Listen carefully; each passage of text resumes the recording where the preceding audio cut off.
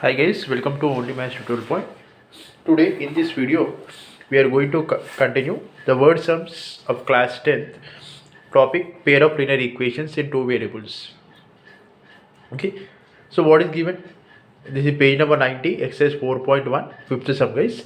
5 pencils, 7 pens together cost rupees 50, whereas 7 pencils, 5 pens together cost rupees 46.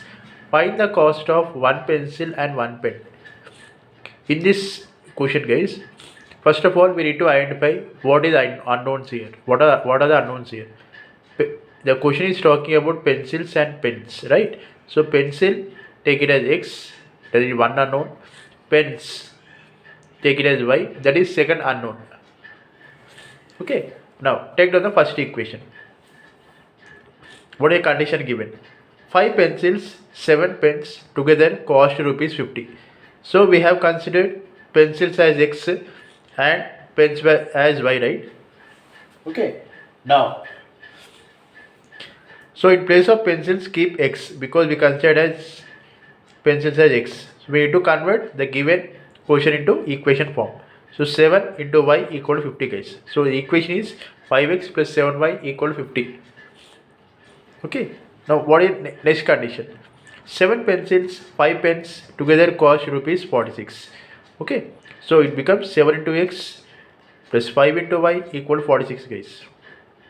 So solving these two, we get how many, what is the cost of one pencil and what is the cost of one pen.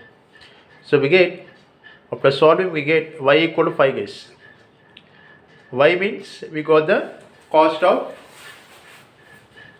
pens. So substitute y value in any one of the equation to get the x value guys. Okay.